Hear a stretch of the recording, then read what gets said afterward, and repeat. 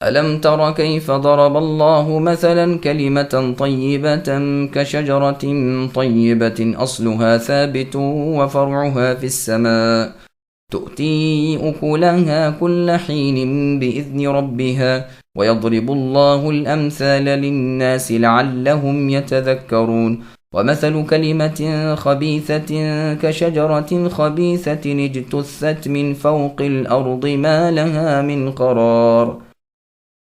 اے نبی، کیا آپ نے نہیں دیکھا کہ اللہ تعالیٰ نے پاکیزہ بات کی مثال کس طرح بیان فرمائی؟ مثل ایک پاکیزہ درخت کے جس کی جڑ مضبوط ہے اور جس کی ٹہنیاں آسمان میں ہیں، جو اپنے پروردگار کے حکم سے ہر وقت اپنے پھل لاتا رہتا ہے۔ اللہ تعالیٰ لوگوں کے سامنے مثالیں بیان فرما رہے ہیں تاکہ وہ نصیحت حاصل کریں۔ اور ناپاک بات کی مثال گندے درخت جیسی ہے جو زمین کے کچھ ہی اوپر سے اکھاڑ لیا گیا، اسے کچھ مضبوطی تو ہے ہی نہیں۔ سامعین، اب آیتوں کی تفسیر سماعت کیجیے۔ کلمہ طیبہ اور شجرہ طیبہ کی مثال۔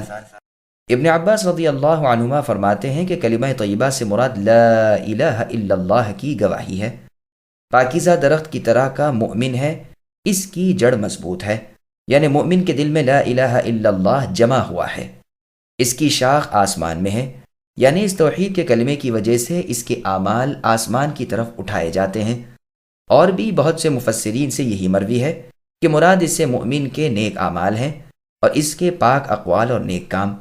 مؤمن مثل کھجور کے درخت کے ہیں، ہر وقت، ہر صبح، ہر شام اس کے اعمال آسمان پر چڑھتے رہتے ہیں۔ چنانچہ سنن ترمذی میں ہے کہ رسول اللہ صلی اللہ علیہ وسلم کے پاس کھجور کا ایک خوشہ لایا گیا تو آپ نے اسی آیت کا پہلا حصہ تلاوت فرمایا اور فرمایا کہ پاک درخت سے مراد کھجور کا درخت ہے۔ صحیح بخاری شریف میں عبداللہ ابن عمر رضی اللہ عنہما سے منقول ہے کہ رسول اللہ صلی اللہ علیہ وسلم کے پاس بیٹھے ہوئے تھے جو آپ نے فرمایا، مجھے بتلاؤ وہ کون سا درخت ہے جو مسلمان کے مشابہ ہے، جس کے پتے جھڑتے نہیں، نہ جاڑوں میں نہ گرمیوں میں، جو اپنا پھل ہر موسم میں لاتا رہتا ہے۔ عبداللہ بن عمر رضی اللہ عنہما فرماتے ہیں کہ میرے دل میں آیا کہ کہہ دوں کہ وہ درخت کھجور کا ہے، لیکن میں نے دیکھا کہ مجلس میں ابو بکر ہیں اور عمر رضی اللہ عنہما ہیں اور وہ دونوں خاموش ہیں، تو میں بھی چپ کا ہو رہا۔ رسول اللہ صلی اللہ علیہ وسلم نے فرمایا وہ درخت کھجور کا ہے۔ جب یہاں سے اٹھ کر چلے تو میں نے اپنے والد عمر رضی اللہ عنہ سے یہ ذکر کیا تو عمر رضی اللہ عنہ نے فرمایا، پیارے بچے، اگر تم یہ جواب دے دیتے تو مجھے تو تمام چیزوں کے مل جانے سے بھی زیادہ محبوب تھا۔ مجاہد رحمہ اللہ کا قول ہے کہ میں مدینہ شریف تک ابن عمر رضی اللہ عنہما کے ساتھ رہا، لیکن سوائے ایک حدیث کے اور کوئی روایت انہیں رسول صلی اللہ علیہ وسلم سے کرتے ہوئے نہیں سنا۔